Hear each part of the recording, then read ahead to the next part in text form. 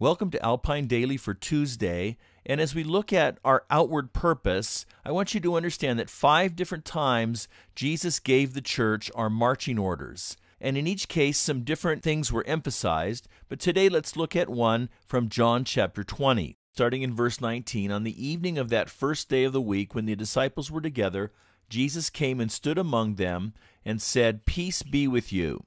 After he said this, he showed them his hands and his side. The disciples were overjoyed when they saw the Lord. Again Jesus said, "Peace be with you. As the Father has sent me, I am sending you." And with that he breathed on them and said, "Receive the Holy Spirit." The key phrase here is where Jesus says, "As the Father has sent me, I am sending you." So what does it mean for us to be sent as Jesus was sent? How did the Father send Jesus? And as we understand how the Father sent the Son into the world for his redemptive mission, that will help us to understand then how we are likewise sent by Jesus into the world to be part of that same redemptive mission. Now we can make 3 observations about how the Father sent Jesus as we look at all of his ministry and the rest of the New Testament. First of all, he sent him with a purpose. He came to go to the cross, to seek and save the lost. He didn't come just for vacation, or to hang out among us. He was sent by the Father with purpose. The second thing is that God sent Jesus into the world to give himself up for us. In other words, he came self-sacrificially.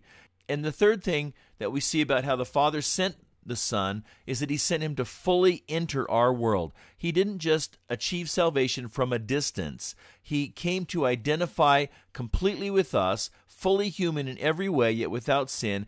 That pattern helps us to understand what it means for us to live as people who are sent out by Jesus. First of all, it defines our purpose in life.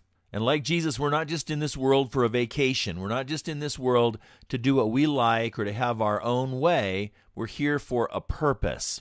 And secondly, like Jesus, his commission to us calls us to live sacrificially. Again, it's not about us, and we can't be people of eternal influence and live self-centered lives.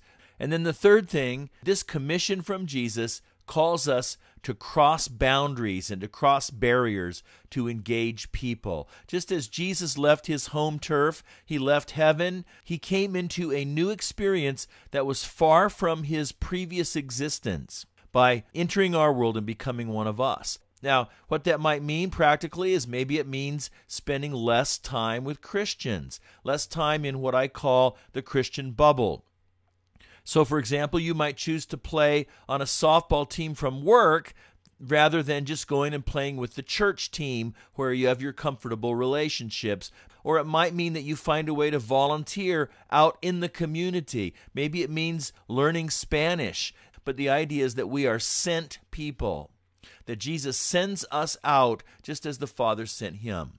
As you think about living as people who are sent like Jesus was sent, I want to encourage you to think and pray about this today. What kind of sacrifices might it take, and what is it that makes that worth it?